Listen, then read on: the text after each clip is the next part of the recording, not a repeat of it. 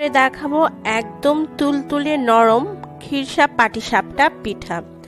যাদের পিঠা সফট হয় না, তুলতুলে নরম হয় না এবং পিঠার গায়ে এক ধরনের ছিদ্র ছিদ্র ভাব থাকে, তারা আমার এই রেসিপিটি ফলো করতে পারেন। একদম মসৃণ এবং তুলতুলে পিঠা তৈরি করতে পারবেন ইনশাআল্লাহ। তো দর্শক, চলুন দেখে নিই কিভাবে এই পিঠাটা তৈরি করতে হবে। প্রথমে আমরা পিঠার খিরসাটা তৈরি করব। তাই এখানে আমি 1/4 কাপ পোলাওয়ের চাল খুব ভালোভাবে ধুয়ে আধা ঘন্টা পানিতে ভিজিয়ে রেখেছিলাম। আর পানিতে ভিজিয়ে রাখার কারণে চালটা একটু নরম হয়ে যাবে। দেখুন, হাত দিয়ে ভেঙে নেওয়া যাচ্ছে। এবারে আমি 1/4 কাপ দুধের সাথে এই চালগুলোকে ব্লেন্ড করে নিব। আপনারা দুধের পরিবর্তে পানি দিয়েও ব্লেন্ড করে নিতে পারবেন, তবে একদম পেস্ট করা যাবে না, একটু দানাদার রাখতে হবে। তো আমারটা আমি ব্লেন্ড করে নিয়েছি। এখন একটা বাটিতে ঢেলে নিচ্ছি আর আপনাদেরকে দেখিয়ে দিচ্ছি এটা কেমন ভাবে ব্লেন্ড করতে হবে। দেখুন, এটা কিন্তু দানাদার রয়েছে, একদম মিহি পেস্ট কিন্তু হয়নি।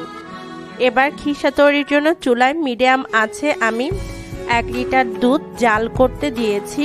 আমি এখানে গরুর দুধ ব্যবহার করছি। আপনারা চাইলে 1 লিটার পানির সাথে 1 কাপ পাউডার দুধ গুলিয়ে জাল করে খিরসাটা তৈরি করে নিতে পারবেন। এবারে এই দুধের সাথে দিয়ে দিচ্ছি 2 চিমটি পরিমাণ লবণ। লবণটা মিষ্টি জাতীয় খাবারের স্বাদের ব্যালেন্স ঠিক রাখে, তাই দেওয়াটা খুব ইম্পর্টেন্ট। এবার বলক আসা পর্যন্ত অপেক্ষা করব। যখন দেখবেন দুধটা থেকে বলক আসতে শুরু করেছে, তখন চালের গুঁড়াটা দিয়ে দিতে হবে, যেটা আমরা ব্লেন্ড করে রেখেছি। আর অনবরত নাড়তে হবে 3 থেকে 4 মিনিট। এ পর্যায়ে কিন্তু কোনোভাবে নাড়াচাড়া বন্ধ করা যাবে না, না হয়তো চালের গুঁড়াটা দলা পেকে যাবে। 3-4 মিনিট নাড়ার পরে আমি এর মধ্যে দিয়ে দিচ্ছি চিনি। আমি 1/3 কাপ চিনি দিচ্ছি। আপনারা নিজেদের স্বাদ অনুযায়ী চিনিটা অ্যাড করবেন, তবে খিরসায় চিনিটা একটু কম হলেই ভালো হয়, খেতে ভালো লাগে। এবার মিডিয়াম আঁচে জাল করব 10 থেকে 15 মিনিট।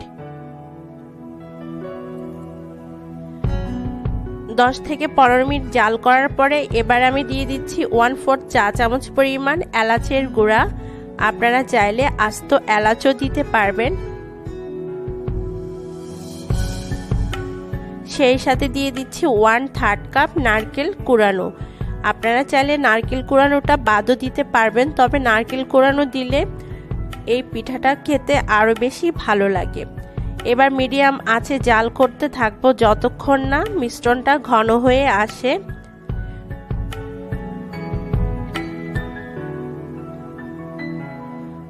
যখন দেখবেন মিশ্রণটা ঘন হয়ে আসবে, তখন চুলার আঁচ কিন্তু কমিয়ে দিতে হবে। দেখতে পাচ্ছেন আমাদের মিশ্রণটা ঘন হয়ে এসেছে। এ পর্যায়ে আমি চুলার আঁচ কমিয়ে লোতে রেখে দিব।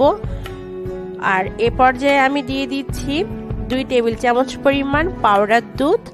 আর এটা লাস্টে দিতে হবে, আর এটা দিলে পিঠাটা খেতে আরও বেশি ভালো লাগে। এবার লো আঁচে রেখে আমি আরও 10 থেকে 15 মিনিট খিরসাটাকে রান্না করব। তারপর ঠান্ডা হলে একটা বাটিতে ঢেলে নিব।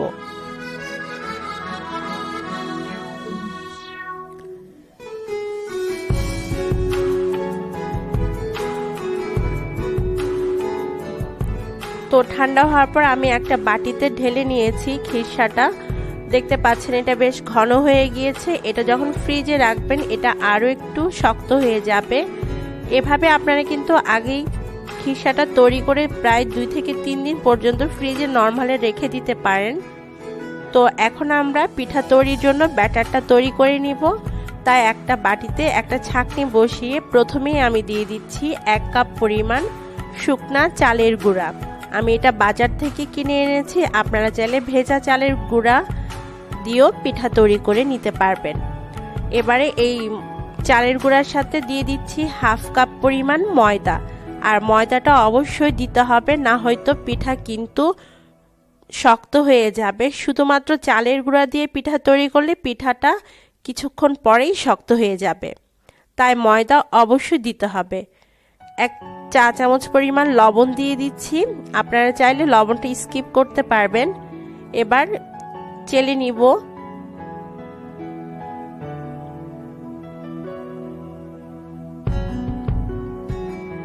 আমার চালা হয়ে গিয়েছে।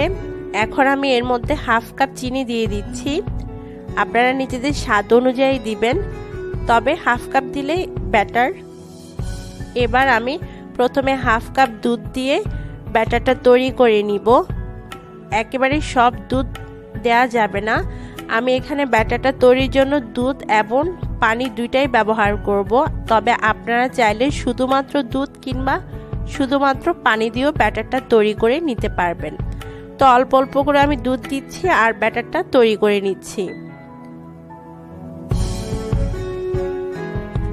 তো আমি এখানে দুধ দিয়েছি 1.5 কাপ, আপনাদের একটু কম বেশিও লাগতে পারেন।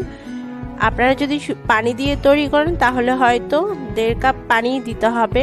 দেখতে পাচ্ছেন ব্যাটারটা বেশ ঘনই রয়েছে, আমি এখন 1/2 কাপ পানি দিয়ে দিব, তারপর আবার ভালোভাবে মিশিয়ে নিব। তার মানে আমি টোটাল দুধ এবং পানি মিলিয়ে এখানে ব্যবহার করেছি 2 কাপ। তো আপনারা যদি শুধুমাত্র পানি দিয়ে ব্যাটারটা তৈরি করেন সেক্ষেত্রে আপনাদের 2 কাপ কিংবা তার একটু কম বেশি পানি লাগতে পারে। দুধ দিয়ে তৈরি করলে 2 কাপের কম বেশি একটু পানি দুধ লাগতে পারে, যতটুকু পরিমাপ আমি দেখিয়েছি তাতে। এ পর্যায়ে দিয়ে দিচ্ছি 1 চা চামচ পরিমাণ ঘি, এটা দিলে খুব সুন্দর একটা ফ্লেভার হয় পিঠা থেকে। তারপর আবার ভালোভাবে মিশিয়ে নিতে হবে।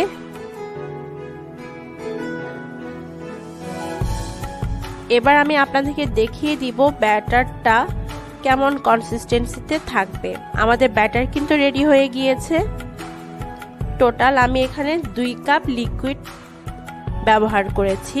আর দেখুন এটা কিন্তু খুব বেশি পাতলা এবং খুব বেশি ঘন হবে না, মিডিয়াম একটা ব্যাটার হবে, আপনারা সেটা দেখেই বুঝতে পারবেন।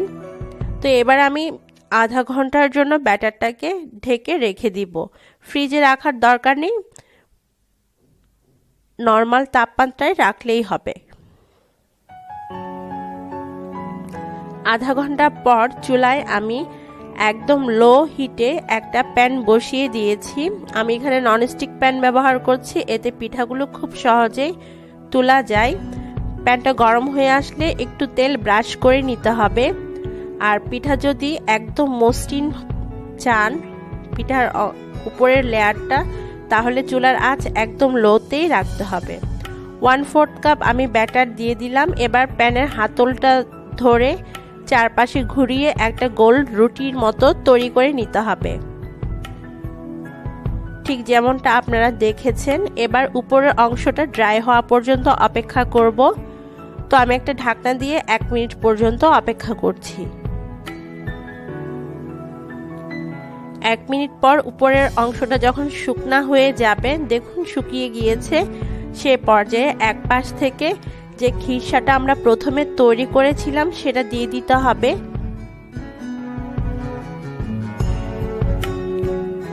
তারপর যে পাশে আমরা খিরসাটা দিয়েছি সে পাশ থেকে ফোল্ড করতে হবে একটা স্প্যাচুলা দিয়ে।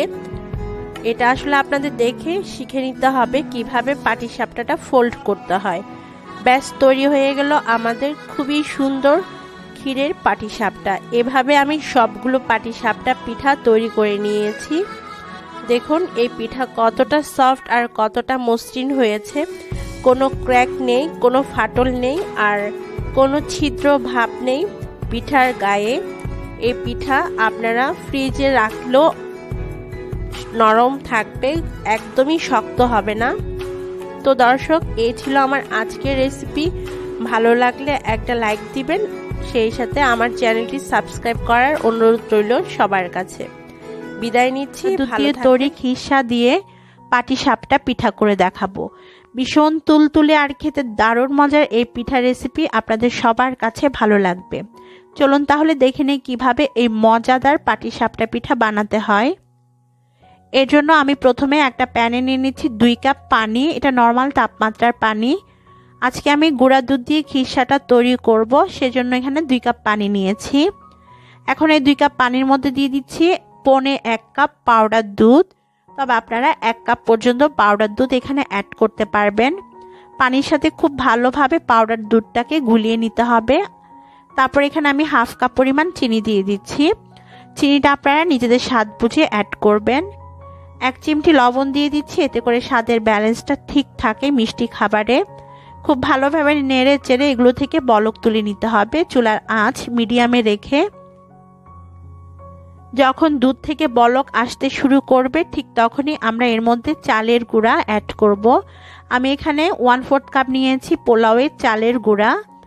এখন সামান্য একটু পানির সাথে চালের গুঁড়াটা ভালোভাবে মিশিয়ে দুধের মধ্যে অ্যাড করে দিব। চালের গুঁড়াটা দুধের মধ্যে অ্যাড করে দেওয়ার পর কিন্তু অনবরত নেড়েচেড়ে যেতে হবে, না হয়তো এটা দলা পাকিয়ে থাকবে, তখন আর খিরসাটা খেতে ভালো লাগবে না। তাই এই পর্যায়ে 3 থেকে 4 মিনিট অনবরত নেড়েচেড়ে যেতে হবে। আর আমি কিন্তু চুলার আঁচটা মিডিয়ামেই রেখেছি। তো অনবরত আমি 2 থেকে 3 মিনিট নেড়েচেড়ে দিয়েছি। এই পর্যায়ে আমি দিয়ে দিব 1/4 কাপ নারকেল। আমি এখানে ফ্রেশ নারকেল কুড়ানো নিয়েছি 1/4 কাপ। নারকেলটা দিলে এই পিঠাটা খেতে দারুণ স্বাদের হয়। তারপরে আবারও নেড়েচেড়ে আমি খিরসাটাকে তৈরি করে নিচ্ছি।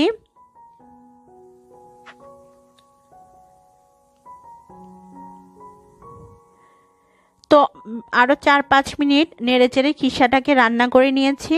আর দেখতে পাচ্ছেন খিরসাটা এখন একদম ঘন হয়ে এসেছে। ঠিক সেই পর্যায়ে 1/2 চা চামচ আমি এখানে এলাচের গুঁড়া দিয়েছি। তারপর আবারও ভালোভাবে নেড়েচেড়ে মিশিয়ে 2 থেকে 3 মিনিট মিডিয়াম হিটে রান্না করে নিব।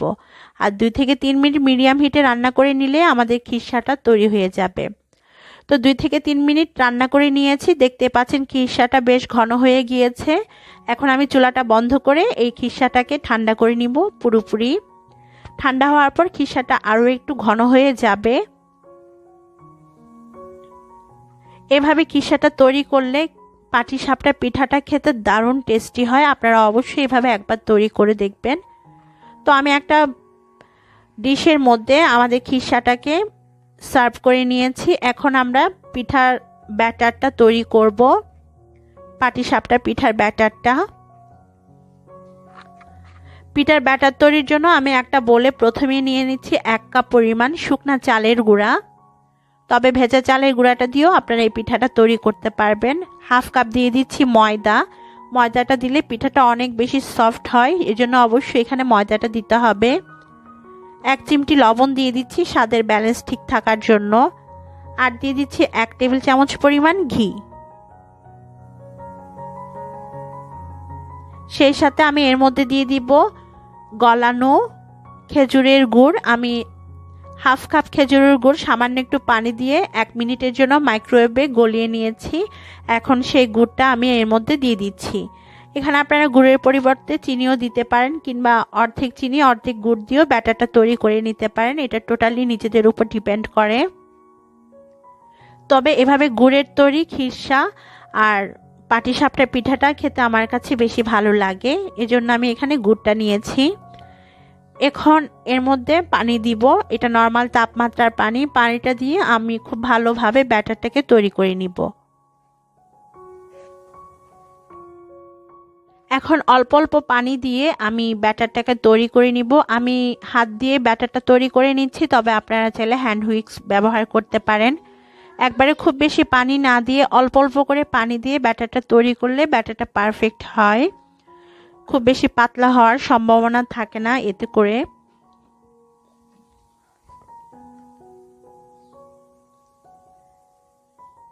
তো আমার পাটিসাপটা পিঠার ব্যাটারটা তৈরি হয়ে গিয়েছে। আমি আপনাদেরকে দেখিয়ে দিব এর ঘনত্বটা কেমন হবে, তাহলে আপনারা বুঝতে পারবেন। এই পিঠার ব্যাটার কিন্তু খুব বেশি ঘন হয় না, মিডিয়াম একটা ব্যাটার হবে। খুব বেশি পাতলাও না, আবার খুব বেশি ঘনও না। আমি একটু দেখিয়ে দিচ্ছি, তাহলে আপনারা বুঝতে পারবেন।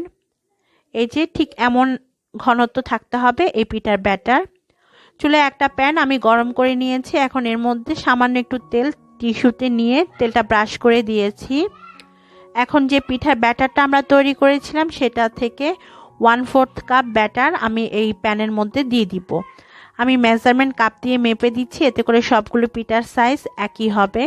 প্যানের পিঠার ব্যাটারটা দেওয়ার পর হাতলটা ধরে একটু ঘুরিয়ে গোল একটা রুটি তৈরি করে নিতে হবে। তারপরে একটা ঢাকনা দিয়ে ঢেকে অপেক্ষা করতে হবে 2 মিনিট। আর এই সময় চুলার আঁচটা মিডিয়াম লোতে আছে। 2 মিনিট পর ঢাকনাটা খুলে চেক করে নিতে হবে উপরের লেয়ারটা শুকিয়েছে কিনা। যদি শুকিয়ে যায় তাহলে এক পাশে থেকে খিসাটা দিয়ে নিতে হবে। আপনারা ভিডিওটি লক্ষ্য করলে বুঝতে পারবেন আমি কোন জায়গা থেকে খিসাটা দিয়েছি। খিসাটা দিয়ে দেওয়ার পরে যে পাশে খিসাটা দিয়েছি সেই পাশ থেকে একটা স্প্যাচুলা দিয়ে ফোল্ড করে নিতে হবে পাটিসাপটার পিঠা। আর খুব সহজে কিন্তু এটা ফোল্ড করা যায়। এভাবে ফোল্ড করে নিলে আমাদের পাটিসাপটার পিঠা তৈরি হয়ে যাবে। আর এভাবে আমি সবগুলো পিঠা তৈরি করে নিব।